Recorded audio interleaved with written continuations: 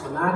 దయచేసి నువ్వు వ్యక్తిగతంగా ఇంట్లో కుటుంబంలో ఉదయకాలం మధ్యాహ్నం సాయంత్రం ప్రార్థన చేసేటప్పుడు కానీ, ఉపవాసం ఉండి ప్రార్థన చేసేటప్పుడు కానీ, సంఘానికి వెళ్ళినప్పుడు ప్రార్థించినప్పుడు కానీ, ఎవరైనా ప్రార్థన సహాయాన్ని నా కొరకు ప్రార్థన చేయండి అని చెప్పే ముందుగా ప్రభు అంటున్నాడు, నేను చెప్పు మాటల ప్రకారం మీరు చేయక ప్రభువా ప్రభువా అని నన్ను పిలుచుట ఎందుకు అంటున్నాడు.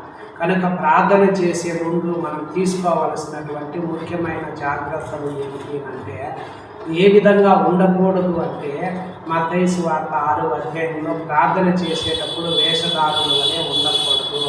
మనుషుల కనపడాలని సమాజ మందిరాల్లో వీధుల మూలల్లో నిలిచి ప్రార్థన చేయటం వారికి ఇష్టము.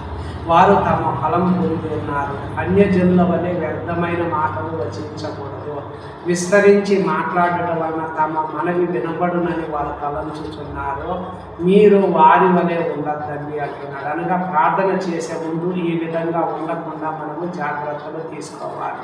ఇంకా ప్రార్థన చేసే ముందు ఇక్కడ మత్తయి సువార్త 14వ అధ్యాయంలో యోహాను బాప్తిస్మిచ్చి యోహాను హేరోదు దగ్గరికి వెళ్ళి, నీవు నీ సోదరుడైన ఫిలిప్పు భార్యకు హేరోదియాను ఉంచుకొనుట న్యాయం కాదని యోహాను వెళ్ళి హేరోదును గద్దిస్తూ ఖండిస్తూ బుద్ధి చెప్తున్నారు.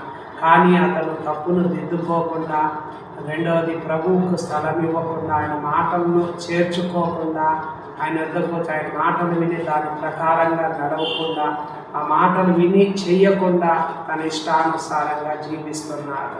అందుకు కారణం బట్టి హేరోదు యొక్క జీవితంలో జరిగినటువంటి సన్నివేశం ఏమిటంటే, చాలా సంగతులు విన్నాడు కానీ, ఏదైనా ఒక సూచక్రియ చూడాలనుకుని ఆశపడ్డాడు కానీ, ఈ చాలా ప్రశ్నలు వేసిన యేసయ్య ఏమీ ఉత్తరం ఇవ్వలేదు. మరియు అనేకసార్లు ఆయన మీద తీక్షణంగా నేరాలు మోపినాడు. అనేకసార్లు ఆయన తృణీకరించి అపహసించాడు.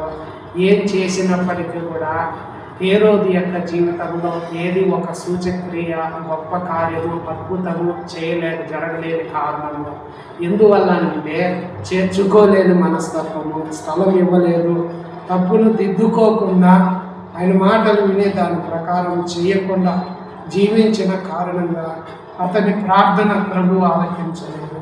అతని ప్రార్థనకు ప్రభు జవాబు ఇవ్వలేదు. కనుక ఈ వీడియో చూసే మన యొక్క జీవితాల్లో కూడా ఎప్పుడైతే తప్పులు దిద్దుకుంటామో అప్పుడు నీ ప్రార్థన దేవుడు ఆలకిస్తాడు. ఆమేన్.